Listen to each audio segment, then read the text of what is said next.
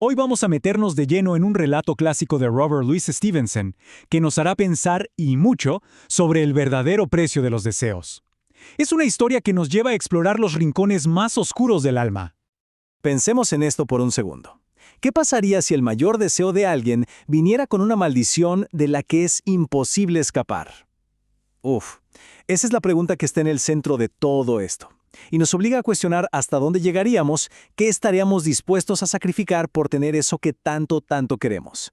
Bueno, empecemos con esto, un deseo en una botella. Aquí es donde conocemos a nuestro protagonista, Keawe. Imagínense, un marinero de Hawái con pocos recursos pero con un corazón valiente. Y su sueño, en realidad es bastante simple, ¿no? Solo quiere ver el mundo, conocer esas ciudades increíbles que hasta ahora solo existen en su cabeza.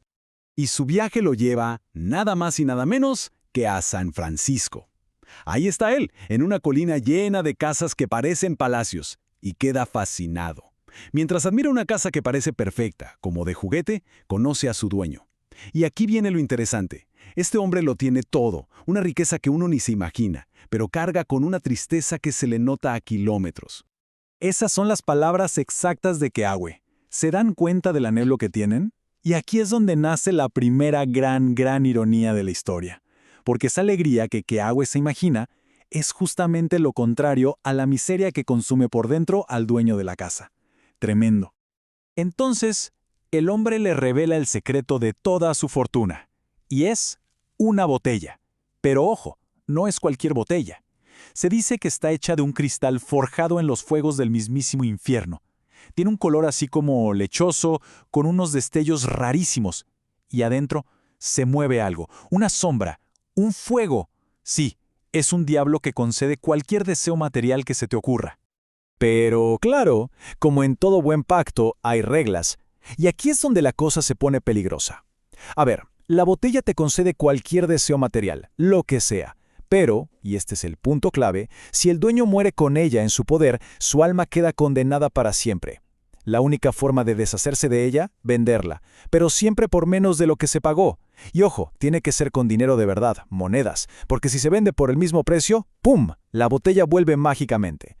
Y a pesar de este riesgo gigantesco, la tentación es demasiado grande. Keawe la compra, $50. Y para probar si es real, ¿qué hace? Desea que esa plata vuelva a su bolsillo. Y funciona. Así de simple. El pacto está sellado. Muy bien, ahora entramos en la sombra de la casa resplandeciente. Porque claro, con este poder increíble en sus manos, Keawe está listo para ir por su sueño más grande. Lo que no sabe es que cada deseo trae consigo un precio oculto y terrible. Su primer gran deseo, como era de esperarse, es esa casa espectacular en Hawái, la casa resplandeciente. Y el deseo se cumple. Pero la forma en que se cumple es un golpe durísimo. Su tío y su primo mueren de repente, y con su muerte le dejan la herencia y el terreno que necesitaba. El deseo se cumplió, sí, pero ¿a qué costo? Con la casa ya construida, la culpa y el miedo lo carcomen. Le ruega a su amigo Lopaka que le compre la botella.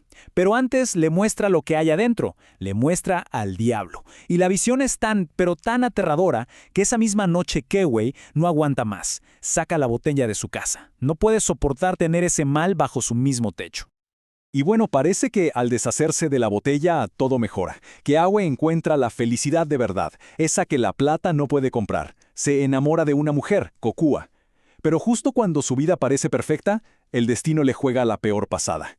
Descubre que tiene lepra, una enfermedad que lo separaría de todo y de todos los que ama. Y así llegamos al último centavo, porque la cosa se complica. Para curarse, Keawe sabe que solo hay una salida. Tiene que encontrar la botella otra vez. Y así empieza una búsqueda desesperada, siguiendo el rastro de los nuevos ricos que aparecen de la nada por las islas, una señal inequívoca de que la botella anda cerca. En esa búsqueda, se da cuenta de algo alarmante. Con cada venta, el precio de la botella se ha desplomado. O sea, un dueño anterior pagó $90. Luego, Keawe pagó 50. Pasa por un montón de manos y para cuando la encuentra de nuevo, el precio es de apenas 2 centavos. La trampa, poco a poco, se está cerrando.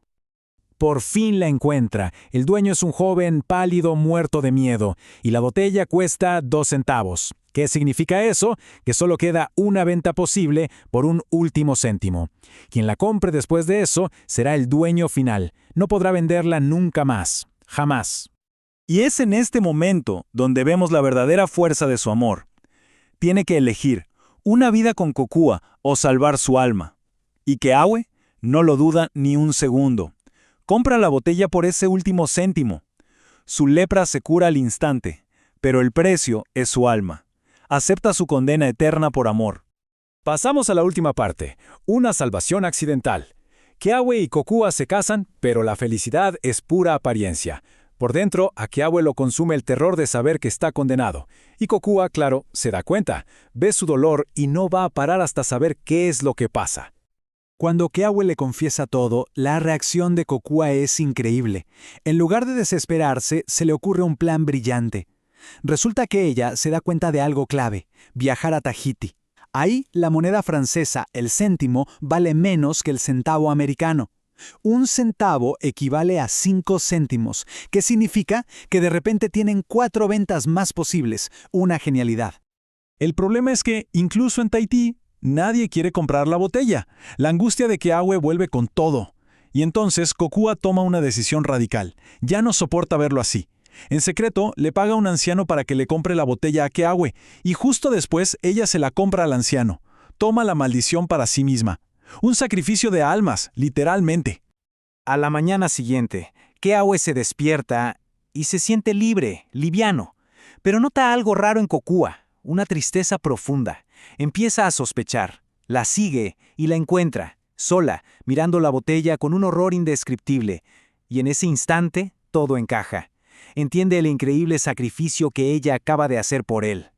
Absolutamente devastado, Keawe arma un contraplan, encuentra un contramaestre borracho y le ofrece 2 céntimos para que le compre la botella a Kokua. ¿Cuál es su jugada? Luego, él se la iba a recomprar al contramaestre por 1 céntimo, aceptando ahora sí su destino final, todo para salvarla a ella. El plan parece a prueba de fallos, ¿no? Un último sacrificio de amor, pero el destino todavía tenía una carta bajo la manga. Un giro final que nadie, absolutamente nadie, veía venir. El contramaestre efectivamente le compra la botella a Kokua, pero cuando Keawe va a recuperarla, el tipo se niega en rotundo. Completamente borracho y con un cinismo brutal, le dice algo como: «Mira, yo ya sé que me voy al infierno, así que esta botella es la mejor compañía que podría pedir para ese viaje». Y ese es el giro final. El contramaestre, este hombre que ya se sentía perdido al aceptar su propia condena y quedarse con la botella, sin quererlo rompe la cadena, rompe el ciclo, se va caminando y con él se lleva la maldición para siempre. Keawe y Kokua finalmente son libres.